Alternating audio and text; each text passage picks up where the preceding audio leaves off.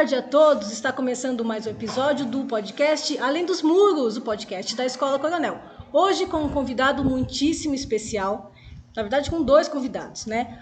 Temos aqui o jornalista Anderson Junk e temos aqui o nosso professor Marcos, ICGPAC de Ciências Humanas da Escola Coronel, que vai introduzir o nosso convidado, além dos nossos alunos aqui. Então, para início de conversa, vou pedir para o Marcos introduzir o nosso ilustríssimo convidado. Por favor, Marcos. Professor Ioli, muito obrigado pelo convite. Pessoal aqui do primeiro ano A, com muita alegria e satisfação a gente recebe na nossa escola mais uma vez um grande parceiro da Escola Coronel, que é o jornalista Anderson Junk.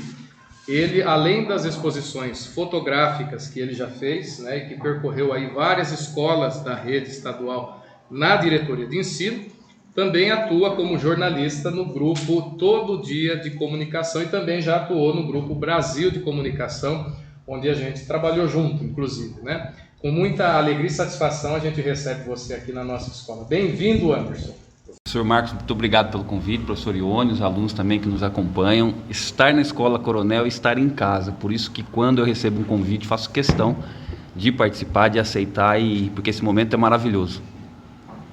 Certo, então vamos lá. Temos aqui algumas questões que os alunos elaboraram e eu peço. Primeiramente vou fazer uma introdução, Ju, depois eu passo para você, certinho? Então vamos lá. Hoje o nosso convidado é o Anderson Junk, o Marcos muito bem apresentou. Anderson é jornalista, mestre em educação, escritor, fotógrafo, palestrante e várias outras coisas que a gente vai descobrir ao longo do episódio, certo, Anderson? Vou passar aqui para Juliane, por favor, entreviste o nosso convidado, faça as honras. Eu queria perguntar assim para você como que foi a sua trajetória até aqui, como que você chegou onde você está hoje, como que é trabalhar com jornalismo e educação. Nossa, eu gosto muito dessa pergunta, Juliane, porque assim, no fundo, eu acho que ela transmite a minha essência, né? Eu sempre acreditei que uma pessoa, ela não está no mundo à toa. Ela está aqui para compartilhar. E compartilhar o quê? Aquilo que a gente entende que é a nossa missão de vida.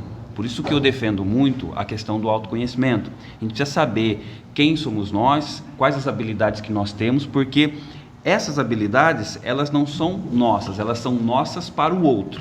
E a comunicação, ela foi um processo que foi se desenvolvendo na minha vida. Eu observei alguns profissionais da época, me inspirei em alguns. Aqui em Santa Bárbara, por exemplo, tem o Baquim Júnior, hoje meu amigo, e que foi uma grande inspiração para a minha vida na época que eu era adolescente, estava no ensino médio, assim como vocês. E a partir daí eu busquei me aproximar desses profissionais. Tem um outro grande amigo também, que é o Paulo Delbu, que na época foi uma das primeiras pessoas que me abriu a oportunidade de estar neste mundo, de se desenvolver nesse mundo. E aí as coisas começaram a acontecer, né? A partir daí eu comecei a me desenvolver nesta área, trabalhei aqui praticamente em todos os principais veículos de comunicação nessa região, e com esse andar da comunicação, eu acho que foi acontecendo algo que foi muito natural, que foi o me aproximar dessas pessoas maravilhosas que são os educadores. E aí eu percebi que eu estava no mundo como um comunicador, mas que eu precisava agregar alguma coisa, que era ser um educador com uma certa especialização, talvez, voltar os meus olhares, o meu trabalho para o mundo da educação. E eu descobri que eu acho que foi uma das decisões mais assertivas que eu tive, né? E quando eu falo que eu decidi agregar algo para o mundo da educação, e foi muito interessante esse processo, porque com eles e a partir deles, eu também de alguma forma fui parar na sala de aula, né? Hoje eu sou um professor de eletiva, dou uma eletiva muito parecida com essa que nós estamos aqui neste momento trabalhando, que é a eletiva de televisão, e eu fico muito honrado, muito feliz, porque eu sei o quão importante e quais são os reflexos desse trabalho na vida de vocês. Eu acho isso maravilhoso. Então, e com eles, só foi se fortalecendo. Aí depois disso, então, eu fui para o mestrado, desenvolvi um trabalho na área da fotografia documental e da educação, fiz um trabalho de pesquisa na África. Aí desse trabalho de pesquisa eu montei uma exposição fotográfica e dessa exposição eu fui compartilhar isso, porque assim, eu acho que é uma questão de exigências da minha alma, do meu espírito, sabe? Compartilhar. Eu não consigo ter algo de muito valor e ficar guardado para mim. E isso me incomoda demais. Isso, eu não consigo fazer isso, eu admito, eu não consigo guardar isso para mim. Eu tenho a necessidade da partilha. E isso é que é interessante, né? Porque quando eu saí deste ato de sair do Anderson para o mundo, compartilhar com o mundo da educação, os professores entenderam isso, os alunos entenderam isso, e aí o projeto Cultura nas Escolas, ele cresceu assim numa perspectiva que eu acho que eu nunca imaginei que fosse crescer, e enfim, aí a gente fez o projeto da África, e agora, em breve, se Deus quiser, nós estamos batalhando muito para voltar com outro projeto agora da Amazônia, né? E aí, assim, e estar nesse ambiente educacional é um negócio sagrado para mim, me faz um bem. É assim, eu acho que é o reencontro comigo mesmo, sabe? Se é que me entende. É uma questão que preenche o meu ser e o meu existir. Bacana. Como a gente já sabe, você é fotógrafo, né? Sim. E uma das nossas perguntas, você já falou das suas exposições, e a gente queria saber como que foi isso e quando você foi que despertou esse interesse na fotografia. Como que é seu nome? Cristiano. Cristiano, vamos lá. É assim, ó, as coisas, a comunicação, de forma geral, eu comecei a trabalhar nela de forma meio que holística, eu diria.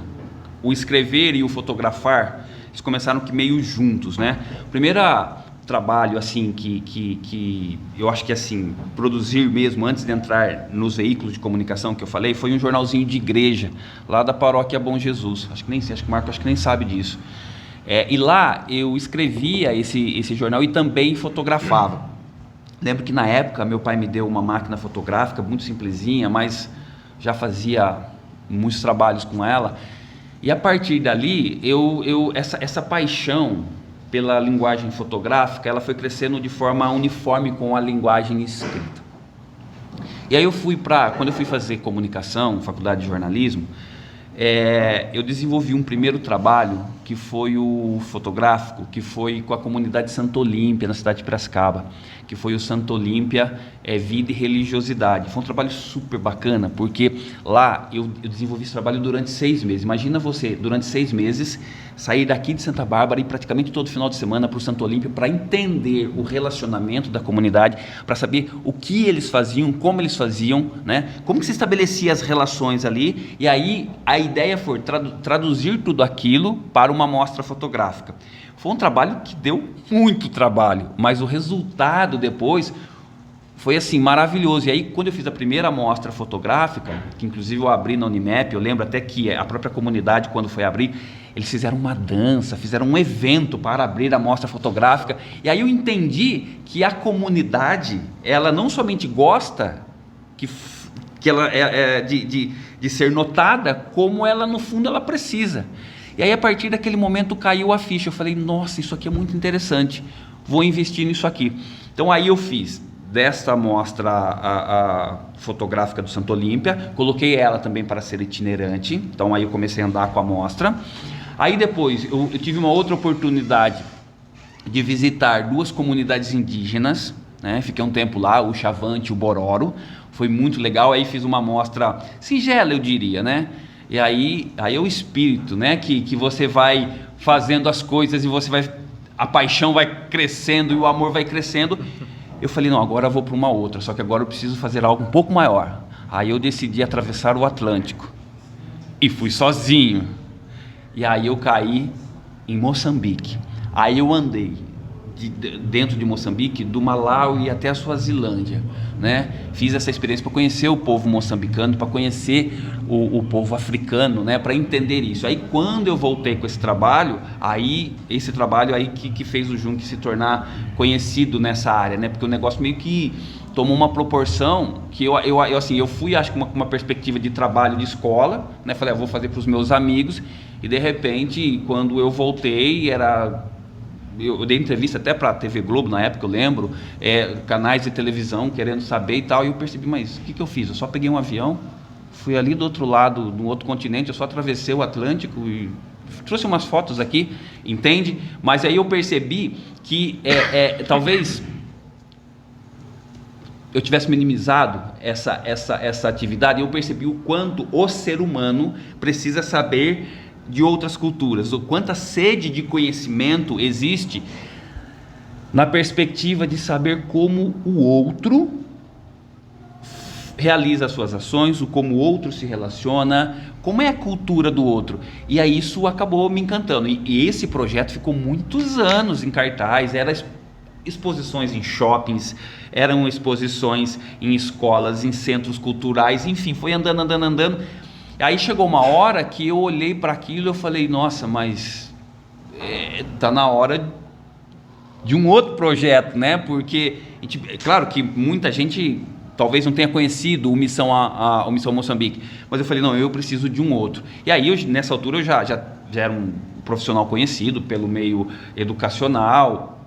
Falei, não, eu vou investir num próximo. Aí foi o que eu fui, esse que eu acabei de falar aqui, que é o Amazônia, né?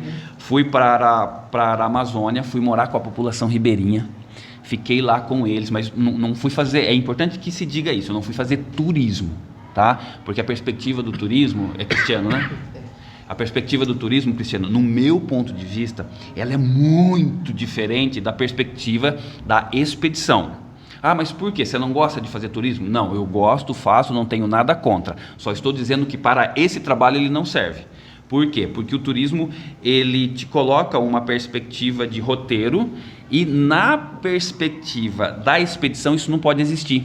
Porque eu necessito de um elemento chamado tempo. Eu preciso observar as pessoas, eu preciso conhecer as pessoas, eu preciso sentar com as pessoas, almoçar com elas, jantar com elas. Por exemplo, na Amazônia, não sei se tem alguma pergunta aí, mas se eu puder adiantar alguma coisinha aqui, algumas experiências, por exemplo, que eu aprendi lá. Então, por exemplo, eu estou vendo, todos estão calçados aqui. Se nós estivéssemos numa escola lá da população ribeirinha, ninguém estaria calçado, porque existe uma cultura de sapato vai ficar do lado de fora, não pode entrar, entendeu? Ah, mas por que não pode entrar? Porque na cultura deles, o sapato, né, o chinelo, enfim, o calçado de forma geral vai trazer de fora alguns elementos que não são tão bons para dentro do ambiente. Então, na exposição, não sei se você visitou ou não, mas lá tem inclusive uma foto bem grande assim de um chinelo na porta da casa, entende? Por quê? Porque é uma questão cultural. E talvez se eu fosse a turismo, eu iria ver alguns chinelos na porta e não ia compreender por quê. Então, é nessa perspectiva que eu falo. Aí quando você vive, e eu vivi mesmo, dormi em rede, andei de rabeta, fui visitar comunidades ribeirinhas. Então, assim, uma série de elementos que se eu fosse na perspectiva do turismo, eu não iria compreender, entende? Então, agora, como eu fui na perspectiva expedicionária, não, aí você fica livre de todas as amarras para poder viver, entendeu? A realidade da população em que você está inserido, neste caso a ribeirinha. Muito bacana, Anderson. É legal, né? Muito bacana. Marcos, você quer fazer uma pergunta, por favor? A gente está conversando aqui sobre fotografia, e você está falando da sua pesquisa, sim, porque a expedição não deixa de ser uma pesquisa de campo, né? Tem um viés científico, por isso tem todos esses aspectos que você destacou. Destaca para a gente aí, a partir da sua experiência, qual é o valor, não só estético, não só cultural, mas o valor científico da fotografia. Uau, hein?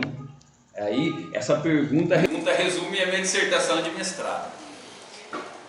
Marcos, ela é até uma pergunta, ela é um tanto quanto complexa, mas eu vou tentar aqui resumir para que a gente possa compartilhar. Qual que é o valor científico? O que a pesquisa ela concluiu?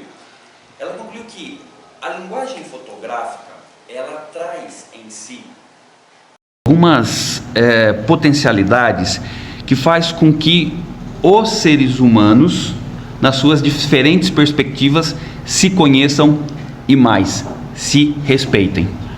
Por quê? Porque a diferença humana, eu sempre acreditei que a diferença humana, Marcos, ela é a maior riqueza que os seres humanos possuem. Por quê? É na riqueza que eu, Anderson Jung, consigo acessar uma leitura de mundo que não me pertence através da sua gratuidade, através da sua benevolência. E aí quando eu coloco esses seres humanos para trocarem informações, eu vou entender o mundo do outro, e a partir do momento que eu entendo o outro, eu passo a respeitá-lo, passo a entender a diferença. Só que é claro, fica inviável uma pessoa, a não ser que pelos meios digitais, mas presencialmente, uma pessoa lá do continente africano conversar aqui com alguém aqui do continente americano. E a fotografia faz isso. Por quê? Porque por exemplo, eu lembro que de uma foto que rodou aí o país, se não o mundo, né? Porque eu achei até em jornais de Angola, enfim, fiz algumas pesquisas, de um jovem que estava na frente da casa dele, e era uma casa de palhoça, né? E aí eu lembro que eu fui conversar com aquele jovem, ele me disse que aquelas folhas, elas eram entrelaçadas. Inclusive eu falei isso nas palestras, acho que você deve se lembrar, que elas eram feitas daquele jeito, a arquitetura era feita daquele jeito, porque quando, numa possibilidade de chuva, a água não adentrava a casa. Então aí você entende que existe uma arquitetura, né, que não é essa nossa e que funciona. Então você começa a observar que existem perspectivas nas mais variadas áreas da vida humana que são diferentes. E aí a questão científica da imagem, ela traz exatamente isso. Ela diz assim, ó, tá vendo esse outro ser humano? Ele é diferente. E ele tem um modo de vida que não é o seu. E o modo de vida dele funciona para ele. Logo, não faz sentido, por exemplo, o preconceito. Compreende? Visões etnocêntricas que a gente ensina para os alunos. Exatamente. Nós precisamos entender que a visão do outro, a leitura de vida do outro, pertence a ele por razões próprias. Entende? Ele constrói a casa daquele jeito, por quê? Porque é o que ele tem, ele desenvolveu uma arquitetura para aquela função e que funciona. Porque senão nós poderíamos olhar, né? Nossa, que casinha feia, isso, aquilo, enfim, começar a reduzir a ação humana na perspectiva nossa, e não faz muito sentido, porque se você conversar com ele, ele vai te explicar, olha, ela é assim porque funciona deste modo, se eu fizer isso, resolver esse problema, e a partir desse modo é que o meu projeto, a mostra fotográfica, né, o livro, que hoje se tornou livro, né, Fotografia Documental e Educação, ele discute exatamente essa perspectiva, no sentido de fazer com que a foto estabeleça um diálogo entre os diferentes, e a partir daí, claro, né, se desconstrua conceitos como racismo, por exemplo, preconceito e etc. Então assim, mas foi um trabalho que eu fico muito feliz de ter feito, porque eu dei a minha contribuição para o mundo, sabe? Hoje, assim, claro que eu não pretendo morrer tão cedo, mas quando eu for, eu tenho certeza que a minha contribuição eu vou deixar. Tá feita. Tá feita. Muito bacana. Anderson, você se inspirou no Sebastião Salgado quando você foi nas tribos indígenas lá? Porque ele é o nosso... Uma vez assistindo o Sebastião Salgado no Roda Viva, um fotógrafo perguntou assim para ele, falou, Sebastião Salgado, os fotógrafos acordam de manhã querendo ser o Sebastião Salgado. Sebastião Salgado acorda querendo ser quem? Aí, aquela fala eu entendi, né? Na verdade, assim, eu imaginei que toda essa leitura de admiração nesse patamar fosse minha. Aí você percebe que não, existe toda uma classe que o admira, porque o Sebastião Salgado, ele consegue, na simplicidade dele, eu acho que ele é um grande fotógrafo exatamente por conta disso, né? Ele é o Sebastião Salgado, só que se ele estaria aqui sentado na Escola Coronel, se morasse aqui em Santa Bárbara, para falar sobre o seu trabalho. Percebe que o nível de cultura, de conhecimento, não interfere na pessoa que o Sebastião Salgado é. E no meu entendimento, é exatamente isso que faz ele ser quem ele é. E com certeza, inspira. Agora, eu jamais terei a pretensão de querer me igualar a ele, porque ele é um gênio. E nós precisamos reconhecer isso, porque é realmente um profissional com um trabalho irretocável, eu diria. Fantástico. Temos umas outras questões aqui, que aí já ela abrangem mais o seu trabalho. Todos esses trabalhos aqui englobam você como jornalista, você como mestre em educação. Tem uma questão aqui, nós elaboramos junto com os alunos, Se ficar fora, me perdoe, tá? Porque a gente está com... como que você vê o papel do jornalismo na melhoria da educação e na conscientização sobre as questões educacionais? Porque a educação no Brasil, ela ainda é tratada como se fosse... ensina qualquer coisa. Os professores são, né, taxados de nomenclaturas, como se nós fôssemos os culpados por várias mazelas da sociedade. Ou a gente ensina demais, ou a gente ensina de menos. A gente não ensina o que muitos livros acham que nós devemos ensinar. E a gente se sente às vezes acuado. E aí, qual que é o meu papel? E aí, qual que é o papel do jornalista que você entrevista? Já entrevistou o nosso colega aqui, o Marcos, já entrevistou outros colegas que já trabalharam aqui com a gente na Escola Coronel. Qual que é esse papel do jornalismo? Ione, você toca num assunto que eu fico emocionado, sabe? Porque esse é hoje, um dos meus maiores incômodos, sabe?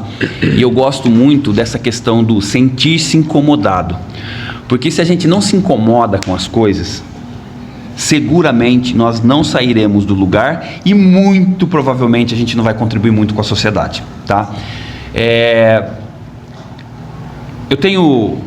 Eu recebi um contato esses dias atrás, já faz um certo tempo, de uma editora, eu não lembro se é do Rio de Janeiro ou enfim, de Curitiba, que começou a se interessar por um projeto que eu faço que discute exatamente essa questão, né? Que é o programa Diálogos. E lá, eu diria para você que nós discutimos não somente na questão dessa possibilidade do livro, mas no programa propriamente dito. Isso que você acabou de colocar. Este é o cerne da questão. Qual é o papel do jornalista, ou do jornalismo como um todo, ou dos veículos de comunicação? Porque acho que agora a gente precisa ampliar esse debate no sentido de, vamos concentrar no Junc. O Junc é só um jornalista de infinitos outros que existem, né? De todos os veículos de comunicação estabelecerem um espaço de fala, um espaço sério, né? Consistente e periódico, para que os professores comecem a compartilhar as suas ações, as suas reflexões. E é interessante isso, talvez, Johnny, eu tenha despertado talvez essa reflexão por conta desse incômodo, porque é interessante isso, né? Depois que eu comecei a me envolver com vocês, principalmente por conta das palestras, eu comecei a me aproximar e eu percebi que os valores imateriais existentes dentro de cada um era uma mina de ouro, de diamante, transformada em conhecimento. Só que se as plataformas, os veículos de comunicação, se eles não derem um espaço de fala para vocês, essa riqueza, não vou dizer que ela não é compartilhada, ela é compartilhada, só que aqui, dentro do ambiente escolar. Só que a sociedade precisa do conhecimento de vocês. A sociedade precisa da reflexão que vocês vão proporcionar. A sociedade precisa saber dos incômodos, precisa saber das reflexões. E nessa perspectiva foi que nasceu o programa Diálogos, né? O programa assim, é claro que é difícil a gente falar do trabalho da gente, mas se eu puder, falar isso aqui, eu acredito que o programa Diálogos ele alcançou assim um certo sucesso exatamente por conta disso. Porque ele abriu um espaço de fala para quem, no meu entendimento, não vou dizer que não tinha, mas num formato diferente. Talvez uma data específica, e vocês sabem do que eu estou falando, né? É uma data, dia lá do professor, vamos fazer uma pautinha aqui, uma pautinha ali, ou quando tem problemas, né? Aí queremos ouvir. Exato. Mas a questão, no meu entendimento, vai muito além disso.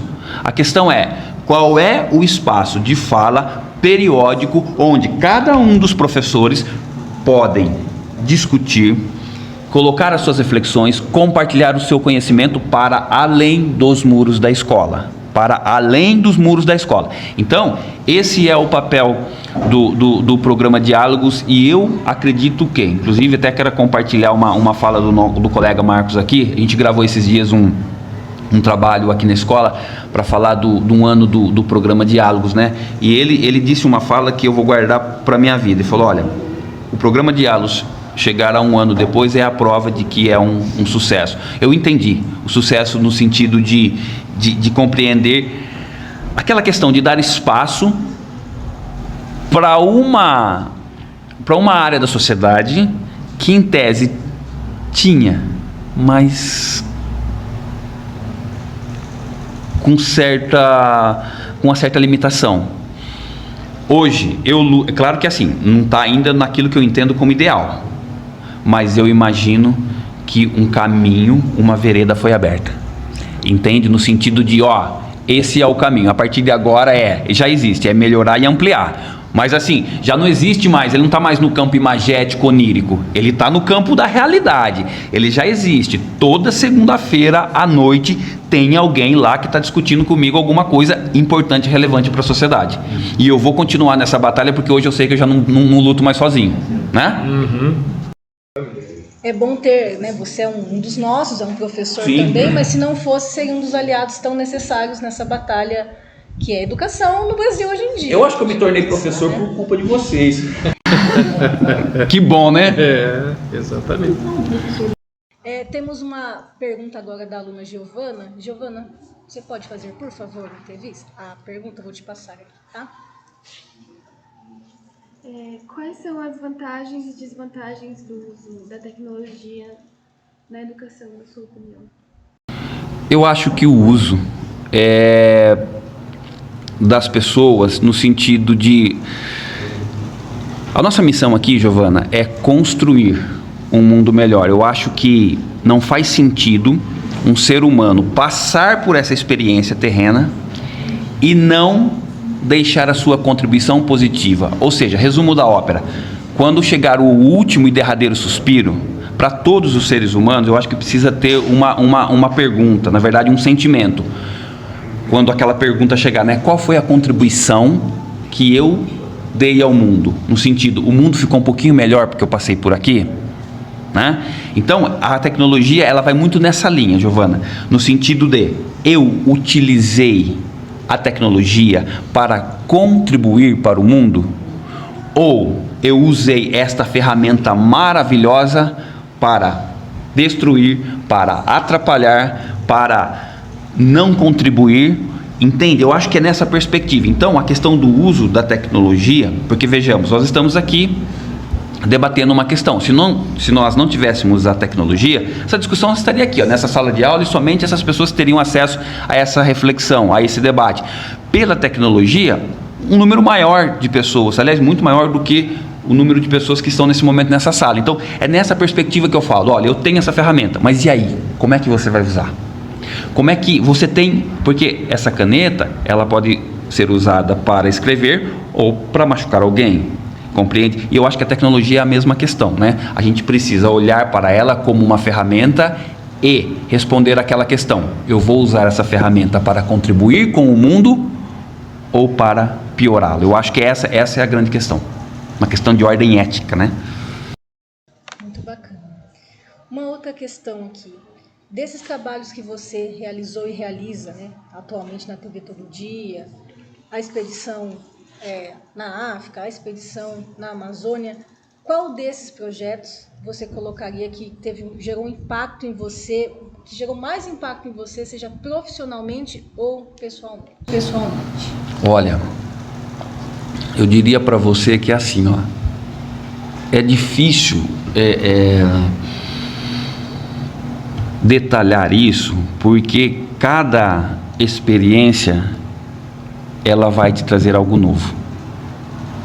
Essa é uma verdade, eu sempre digo isso. Todas as vezes em que eu subo no avião, eu tenho uma consciência: está subindo um Anderson Junk. Na volta, quando eu pisar no aeroporto de novo, na volta, não foi o que subiu. O que desceu não é o que subiu. É uma outra pessoa. Mas eu diria para você, Ione, que a experiência da África, ela foi uma das mais marcantes no sentido de que eu compreendi ali o quanto a interdependência entre as pessoas que, ali do continente africano, elas... Sabe a questão do cuidado mútuo? Entende? A história, por exemplo, você já deve ter ouvido falar do tal do Ubuntu, né? Eu sou porque nós somos, né? E eu percebi muito essa questão no sentido de como a nossa sociedade, essa que a gente vive, tem muito a aprender com os africanos. Porque eles compreendem, pelo menos a experiência que eu tive ali, que o espírito comunitário estava nítido em qualquer uma das relações.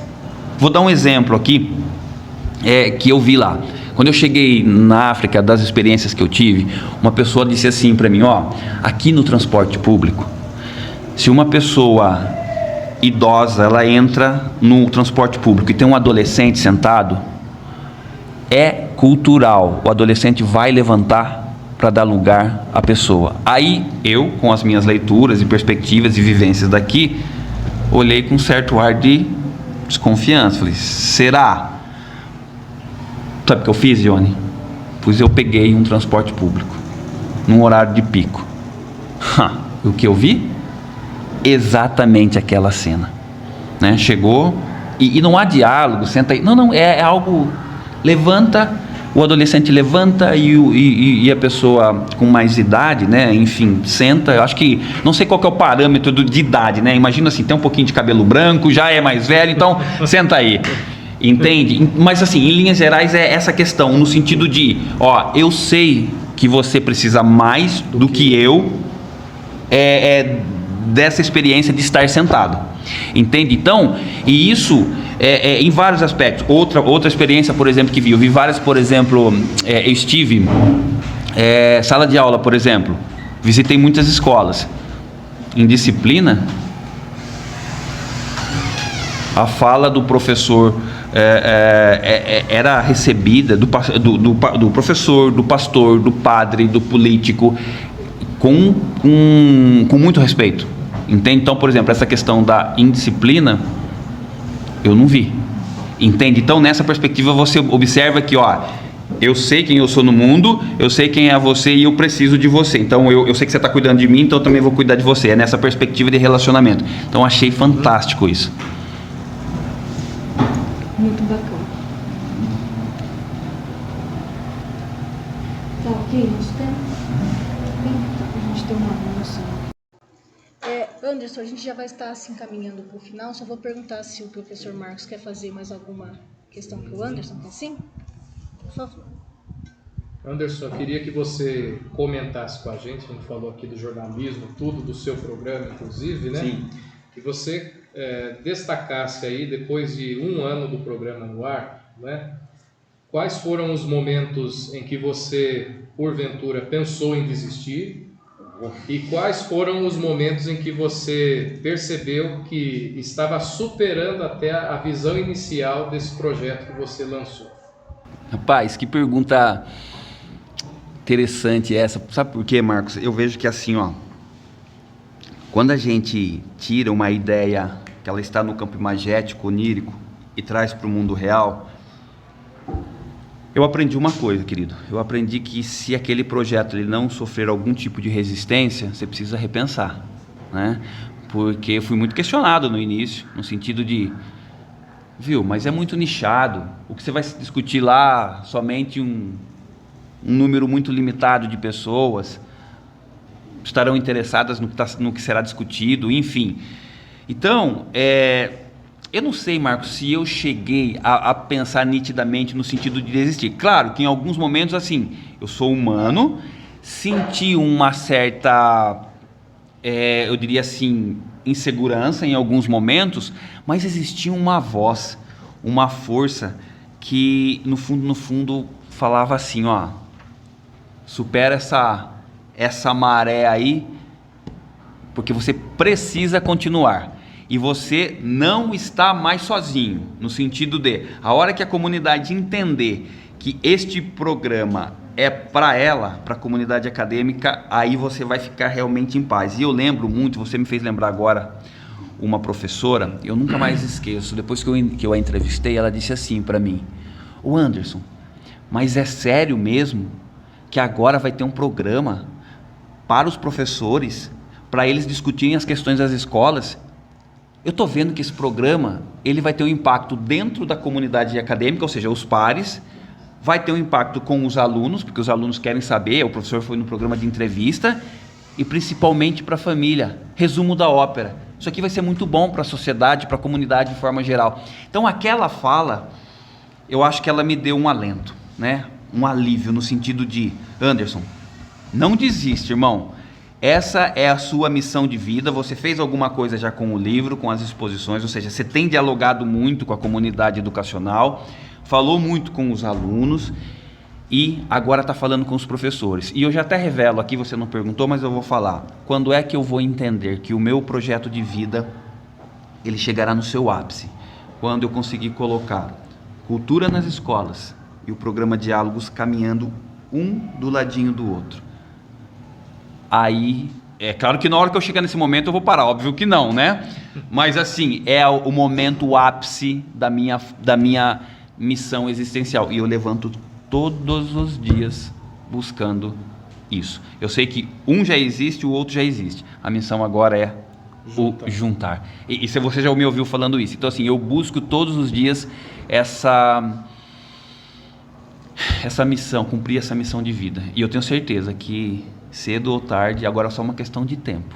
É só uma questão de tempo. Eu sei que vamos chegar lá, não é o Junque? Vamos, todos juntos. Maravilha, ótima pergunta, Marcos. Bem, a gente vamos finalizar este maravilhoso episódio. E eu peço para o Anderson, por favor, deixe uma mensagem final para os telespectadores do nosso podcast, para os alunos da Escola Coronel e para quem mais você quiser.